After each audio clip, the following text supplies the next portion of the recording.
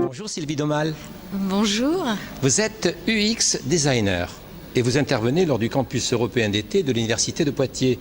Mais qu'est-ce qu'un UX designer ? Un UX designer, c'est un User Experience Designer, donc c'est un designer d'expérience utilisateur. Designer d'expérience utilisateur, en a-t-on vraiment besoin dans notre société ?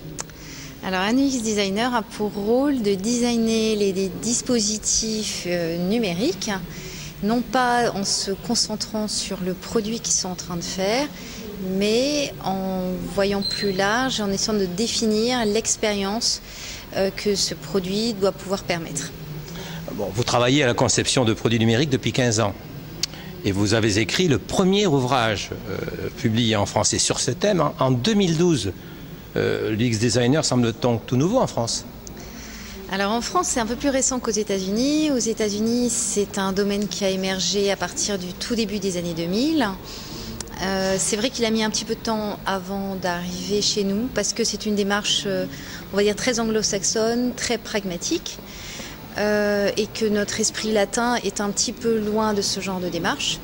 Mais il a commencé, on va dire, à émerger à la fin des années 2009-2010 et aujourd'hui, il y a quand même beaucoup de professionnels dans le secteur et il y en a de plus en plus. Alors pourquoi la création de valeur s'est-elle déplacée du produit au service, puis à l'expérience ? Alors on est passé d'une société de consommation où on achetait les choses à une société où finalement on achète du temps d'utilisation des choses. Donc auparavant on achetait son vélo et puis maintenant on utilise des Vélib. On achetait sa voiture, on utilise de plus en plus des locations de voitures, des autopartages, des locations entre particuliers. Et ce mouvement-là, en fait, il existe partout et les gens sont beaucoup plus à la recherche d'expériences qu'à la recherche de produits. Et c'est toute notre société finalement qui évolue et aujourd'hui on se suffit plus d'acheter un produit, ce qu'on veut c'est finalement vivre une expérience avec ce produit, ce service qui soit plus large et plus satisfaisante. Vous dites le design, c'est comment ça marche vu du point de vue de l'humain. Oui, alors ça c'est l'homme qui vous intéresse alors. Alors c'est effectivement ce qui nous intéresse, c'est l'homme et pas le produit. Et pas forcément le numérique. Ce qui nous intéresse, c'est de savoir. En fait, on explique que ce qui nous intéresse, c'est comment ça marche en opposition à la vision très française qui pense que le design, c'est la forme. C'est pas du tout la façon dont nous on voit le design. Le design pour nous, c'est comment on va organiser les choses, les planifier, les penser, les structurer pour finalement derrière l'utiliser. Et la forme est on va dire, un des éléments d'expérience, mais elle est loin de résumer tout.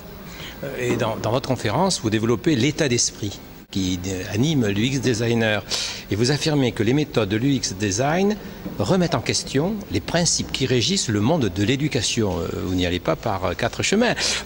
Apprendre de ses pairs, donner une autre place au jeu, apprendre hors de l'école, donner un statut positif à l'erreur.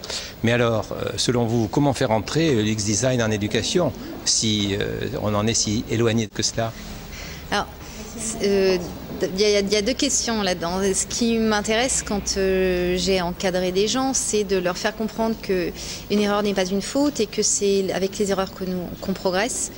Et comme on est en train d'inventer et d'innover, forcément dans un terrain inconnu. D'où le fait que s'amuser avec les choses, jouer avec les éléments, avec les concepts, les aborder sous un autre angle, apprendre de pairs, de collègues, de gens qui ont une autre discipline, un autre métier, progresser à partir de ces erreurs.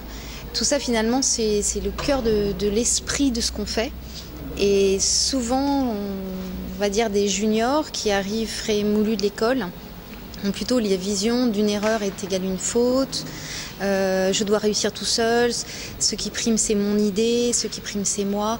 Une vision très individualiste et très performante au niveau de l'individu, alors que nous on prône un esprit collaboratif, l'ouverture d'esprit, l'empathie et une erreur qui est bénéfique et qui est porteuse de sens et qui nous fait avancer. Donc c'est vrai qu'assez souvent, je me rends compte que on va dire le système éducatif a tendance à nous normer et que dans ce qu'on fait nous tous les jours, finalement, on est presque dans un contre-pied de ce qu'on a appris à être. Donc c'est pour ça qu'il peut y avoir parfois des difficultés à aborder autrement le travail. Mais est-ce à dire que l'école peut faire en sorte qu'on puisse s'intéresser à ce que l'utilisateur ne comprend pas, ce que l'utilisateur a raté, ce qui ne marche pas? Est-ce que cela doit faire partie de l'éducation?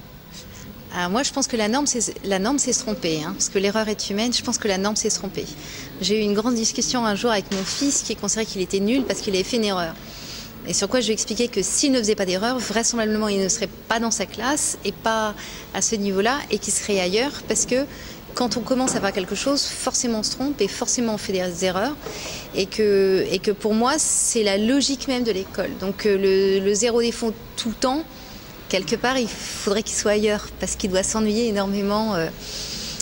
Donc oui, je pense qu'il faut plus s'intéresser à ce qui n'est pas compris et ce qui est difficile, plutôt que de s'attendre à ce que tout le monde ait 20 sur 20, parce que je pense que ce n'est pas un objectif dans la vie d'avoir 20 sur 20.